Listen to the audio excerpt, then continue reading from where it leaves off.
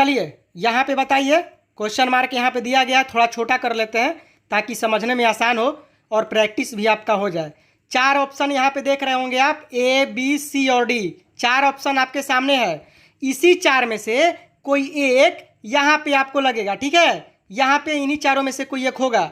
इनमें और इनमें क्या रिलेशन बना है इसको ध्यान से समझ लीजिएगा, तो यहाँ पे पता चल जाएगा कि कौन सा ऑप्शन सही होगा, ठीक है। तो यहाँ पे इन दोनों के बीच में ऐसा क्या रिलेशन बना है, चलिए हम समझने का प्रयास करते हैं। अब इसमें गौर से देखिएगा, यहाँ पे इस फिगर के बीच में आपको एक गोल दिख रहा है, यहाँ पे गोल है ना, भीतर में गोल, यही गोल का जो है वो बाहर आकर के पूरा छेंक लिया है और भीतर से गायब हो गया। यहाँ पे गायब हो गया ना, कहाँ पे है गोल, यहाँ पे गोल नहीं है ना, तो ये वाला अंदर का गोल का निकल के बाहर पूरा का पूरा कवर कर लिया, तो ये रिलेशन है।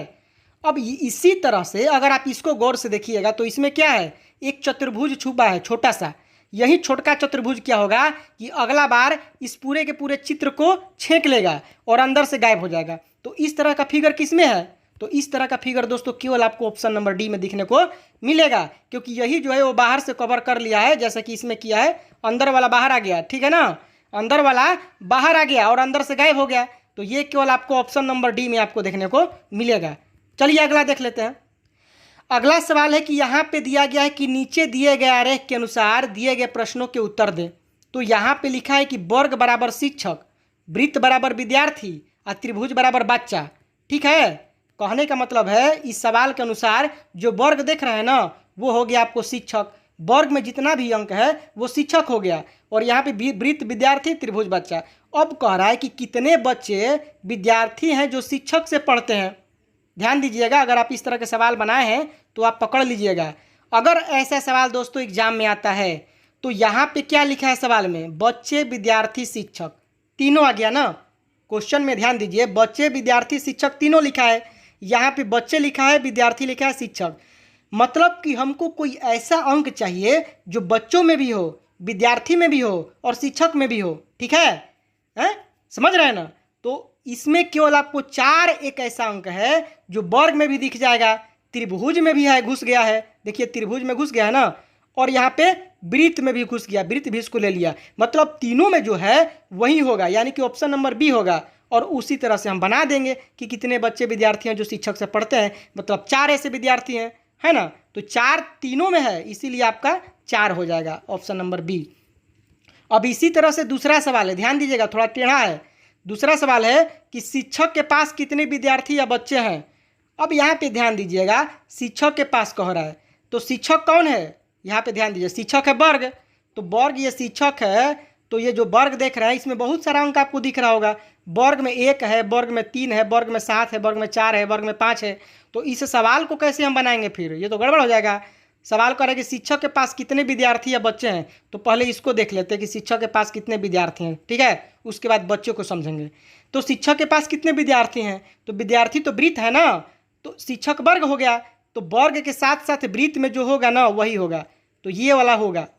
2 देखिए नहीं होगा, 2 बाहर है, ये वाला सारा बाहर हो गया, वृत्त का बाहर का भाग हो गया, वृत्त का अंदर का भाग केवल 3 है और 4 है, तो 4 तो होगा नहीं, 4 इसलिए नहीं होगा कि 4 विद्यार्थी में भी है, बच्चे में भी है और शिक्षक में है, तीनों में है, इसलिए 4 नहीं होगा, केवल विद्यार्थी में होना चाहिए। तो केवल विद्यार्थी में केवल 3 बचा, देखिए 3 एक ऐसा संख्या है, देख सकते हैं कि विद्यार्थी में भी है और शिक्षक में भी है, ध्यान दीजिएगा, तो 3 हो गया। अब प्लस कर दिए, अब बच्चे में हमने कहा था ना बताएंगे बच्चे, तो शिक्षक के पास कितने बच्चे हैं, तो शिक्षक तो यहाँ पे वर्ग है, तो वर्ग के पास कितने बच्चे का क्या होगा, त्रिभुज, तो वर्ग और त्रिभुज दोनों में हो जो, तो वर्ग और त्रिभुज में कौन है, वर्ग और त्रिभुज में 4 है और 5 है, 4 तो होगा नहीं, पहले ही बोल दिए, तो 5 ही बचा है ना, तो यहाँ पे 5 होगा, तो 3 + 5 = 8 हो जाएगा, यानी कि ऑप्शन नंबर आपका यहाँ पे ऑप्शन डी हो जाएगा, ठीक है। जब कह रहा है कि विद्यार्थी के पास, तो केवल हमको विद्यार्थी का देखना है, यानी कि विद्यार्थी शिक्षक वर्ग को ऑप्शन में आ जाए, ऐसा नहीं, तो यहाँ पे 8 आपका ऑप्शन सही हो जाएगा। अगला चलिए ध्यान दीजिएगा, अगला सवाल है कि उपरोक्त कागज को मोड़ करके यदि एक पासा बनाया जाए तो 2 के ठीक पीछे कौन सा अंक होगा, 2 के ठीक पीछे, ये यहाँ पे देखिए 2 है, इसके ठीक पीछे कौन सा अंक होगा, तो भैया 4 तो होगा नहीं, क्योंकि 4 तो बगल में हो जाएगा ना, 4 बगल में हो जाएगा, इसलिए 4 नहीं होगा। अब देखिए यहाँ पे 3 भी नहीं होगा, क्योंकि 3 बगल में हो जाएगा, तो एक और आपको बात पता होगा दोस्तों कि एक को छोड़ करके दूसरा अपोजिट हो जाता है। इस तरह का अगर आपको फिगर मिले और इसमें कोई अंक दिया हो और लगातार यहाँ पे खांचा बनाया गया है तो एक को छोड़ करके हमेशा दूसरा अपोजिट हो जाता है। और यहाँ पे अपोजिट तो पूछ रहा है, पीछे पूछ रहा है, मतलब अपोजिट पूछ रहा है, तो दो के ठीक पीछे पूछ रहा है, तो दो के ठीक पीछे पूछ रहा है, तो एक को छोड़ करके फॉर्मूला है ये, एक को छोड़ करके मतलब तीन को छोड़ करके, दो के बाद एक अगला अंक तो तीन होगा ना, लगातार की बात कर रहे हैं। दो के बाद तीन को छोड़ करके अगला जो होगा वो उसका अपोजिट होगा, तो अगला कौन है, छः है, तो छः आपका अपोजिट हो जाएगा। तो ऐसे याद करना चाहिए। और जो बचता है ना वो एक दूसरे के अपोजिट हो जाते हैं। तो यहाँ पे एक और पाँच जैसे बच गया तो ये एक दूसरे के अपोजिट हो जाएंगे। तो यहाँ पे सीधा सीधा समझ लीजिए कि अंक में एक को छोड़ करके दूसरा अपोजिट हो जाता है, यानी कि छः आपका ऑप्शन नंबर बी राइट हो जाएगा। अगला देखिए, अगला है यहाँ पे कि कुछ लड़कियाँ सुंदर हैं। ध्यान दीजिएगा, कुछ लड़कियां सुंदर हैं, तो हमने क्या किया, लड़कियों का एक बना दिया एल से। यहाँ पे निष्कर्ष है इसी चार में से कोई एक निष्कर्ष सही होगा, या चारों गलत होगा, या चारों में से कोई एक सही होगा। तो कुछ लड़कियां सुंदर हैं, लड़की को हम जी से भी बना सकते हैं और सुंदर को बी से भी, ब्यूटीफुल, लेकिन हमने आपको समझने के लिए लड़की को एल से बना दिया और सुंदर को एस से। तो कुछ लड़कियां सुंदर है, मतलब कहने का ये है कि लड़की का कुछ ऐसा भाग ऐसा है जो सुंदर है, मतलब जो हम लाल से किए हैं वो लड़की का कुछ भाग सुंदर है। अब कह रहा है कि पूनम एक लड़की है, तो भैया पूनम जब लड़की है तो लड़की के भीतर ना पूनम को बनाएंगे, लड़की के भीतर पूनम को बना दिए। तो भाई आप कहिएगा कि पूनम को यहाँ पे बना दिया आप, तो पूनम को आप यहाँ पे भी बना सकते हैं ना, यहाँ पे पूनम को बना सकते हैं, यहाँ पे पूनम को बना सकते हैं। जब लड़की में ही पूनम को डालना है तो लड़की में कहीं भी पूनम लिख देंगे। तो अब देखिए यहाँ पे लड़की का हो गया और ये हो गया सुंदर का एल एस, ठीक है, यहाँ पे एस हो गया। अब यहाँ पे पी अगर हम यहाँ पे भी बना सकते हैं पी, क्योंकि पूनम एक लड़की है और पूनम के यहाँ पे पी कर सकते हैं।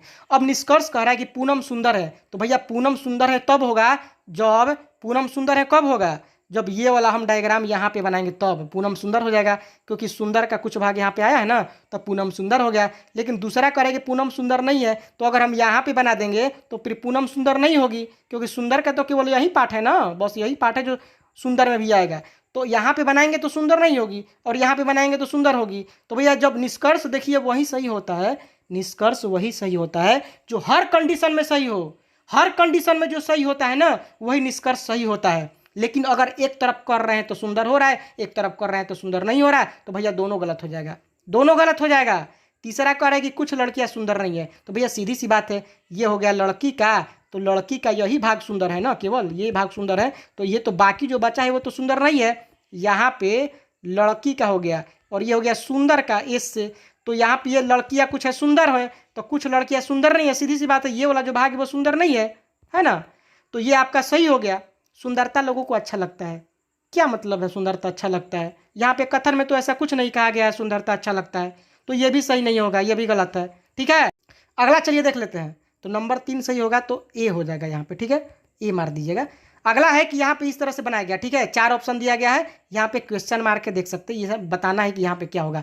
तो ये जो संख्या देख रहे हैं 3 ठो और नीचे में 90 लिखा हुआ है, तो क्या हुआ है, ये तीनों को गुणा कर दिया गया, इसको तीनों को गुणा कर दिया गया, तो क्या हो गया 2 5 9, 2 5 10, 10 नंबर 90 आ गया। उसी तरह से इनको तीनों को गुणा कर दीजिए, 4 3 7 7 12 7 34 12 12 7 84, 84 आ गया। उसी तरह से तीनों को गुणा करेंगे तो 80 आएगा, तो 4 में 4 से करेंगे तो 16 आ गया, 16 में किससे गुणा करेंगे तो 80 आएगा, 5 से ना, तो यहाँ पे 5 हो जाएगा, क्वेश्चन मार्क की जगह पे, क्वेश्चन मार्क की जगह पे 5 हो जाएगा, ऑप्शन नंबर सी राइट। अगला है यहाँ पे दोस्तों कि यदि रेडियो को SBEJP के रूप में लिखा जाता है तो उसी कूट में वाइंड को कैसे लिखा जाएगा। तो रेडियो को हमने लिख दिया SBEJB, कैसे लिख दिया भाई, तो R को कर दिया S, A को कर दिया B, D को कर दिया E, I को कर दिया J, O को कर दिया P। तो ऐसे ही हम क्या करेंगे कि W को कर देंगे X, I को कर देंगे J, N को कर देंगे O और D को कर देंगे E। कौन सा होगा, XJOE, यहाँ पे ऑप्शन नंबर डी हो गया ना, XJOE ऑप्शन नंबर डी में है, एक एक ठो आगे बढ़ा देना है। A बराबर 1 है, बैट बराबर 23 है, तो बॉल बराबर क्या होगा। तो देखिए लेटर क्या होता है ना कि अल्फ़ाबेट में A बराबर 1 कर दिया जाता है, B बराबर 2, C बराबर 3, D बराबर 4, ऐसे करके माना जाता है क्योंकि वही होता है। तो बैट बराबर 23 है, तो B बराबर देखिए 2 हो गया ना, A बराबर 1 हो गया, T बराबर 20 हो गया, तो 22 1 23 हो गया ना। इसी तरह से हमको निकालना है, तो ये जो B लिखा है ये 2 हो गया, O बराबर 15 हो गया और L बराबर 12 होता है, तो 2 + 15 और +12 L बराबर 12 होता है, तो 12 + 12 24 हो गया। तो जोड़ दीजिए, 15 2 17 और 17 24, तो 17 और 24 जोड़िएगा, जितना होगा वही होगा आंसर, यानी कि 7 4 11 के 1, तो 1 3 1 4, यानी कि 41 हो जाएगा। सब लेटर का अंक जोड़ देना, 41 यहाँ पे हो जाएगा। अगला देखिए, ई बराबर 5, इन बराबर 23, तो ईट बराबर क्या होगा। यही बात यहाँ पे भी है दोस्तों, ई बराबर 5 है ना, तो यहाँ पे 5 कर दिया, यहाँ पे डी का वैल्यू और एन का वैल्यू मिला करके 23 कर दिया है। उसी तरह से हमको यहाँ पे करना है, तो ई बराबर 5 हो गया, ए बराबर 1 हो गया, टी बराबर 20 हो गया। जोड़ के देख लीजिए, 20 5 25 1 26, यानी कि ऑप्शन नंबर ए आपका सही हो जाएगा। ऐसे ही तो निकालना है, बहुत सिंपल होता है।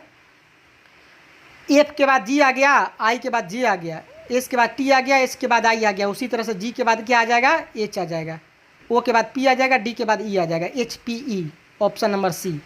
अगला देखिए, यहाँ पे ए बी बराबर 3 है, रेट बराबर 39 है, तो सी ए टी बराबर क्या होगा। तो सी बराबर 3 होता है ना, ए बराबर 1 होता है, 3 + 1 और टी बराबर 20, तीनों को जोड़ दीजिए, तो 3 1 4 20 4 24, यानी कि ऑप्शन नंबर सी आपका राइट हो जाएगा। चलिए अगला सवाल देख लेते हैं। अभी सवाल को ध्यान दीजिएगा, यहाँ पे टॉम बराबर 16 है, डिक बराबर 27/4 है, तो हैरी बराबर पूछ रहा है क्या होगा भाई, क्या होगा। तो टी बराबर देखिए 20 होता है ना, 20 हो गया। ओ बराबर 15 होता है, तो 15 हो गया। एम बराबर क्या होता है, एम बराबर देखिए क्या होता है, JKLM, यानी कि 10 3 13, 13 हो जाएगा। तो 20 और 15 कितना होगा, 20 10 30 5 35, 35 10 45 3 48, तीनों को जोड़ दीजिए, ठीक है, 48 हो गया। और ये TOM 3 ठो है ना लेटर, तो इसको 3 से भागा दे दिए, तो 3 से भागा देंगे तो 48 × 3 बराबर 16 हो गया। तो यही करना है दोस्तों। डी बराबर करेंगे तो डी बराबर कितना आएगा, 4 होगा। ऐसे कर करके आप कीजिएगा ना, तो ऊपर 27 आएगा। डी बराबर 4 हो गया, आई बराबर 9 हो गया, सी बराबर 3 हो गया, के बराबर 11 हो गया। तो करिए, 9 4 13, 13 3 16 10 26 27 हो गया, 27/4 हो गया। 4 क्यों हुआ, क्योंकि DIC के ये 4 ठो है, तो 4 हो गया। इसी तरह से हैरी का निकाल दीजिए, हैरी का निकालिए, ABCDEFGH, एच बराबर 8 नंबर पे आता है, ए आता है 1 नंबर पे, आर 18 नंबर पे आता है, और 18 नंबर पे फिर आएगा, वाई 25 नंबर पे। जोड़ दीजिए कितना आएगा, जोड़िए, 8 1 9, 9 18 27, और 27 18 कितना होता है, 27 18 25। आपको दिखा करके इसलिए करते हैं क्योंकि आपको भी आसान पड़े, ठीक है। 8 5 13, 13 7 20 के 0 हासिल 2 2 2 4 1 5 2 7, 7 हो गया, यानी कि 70 आ गया। तो हैरी बराबर 70 आ गया, 70 आ गया ना। और 70 में किससे भागा करेंगे, 1 2 3 4 5, 5 से भागा करेंगे तो 14 5 70, 14 बार में कट जाएगा ना, तो ऑप्शन डी आ गया आपका 14, ठीक है।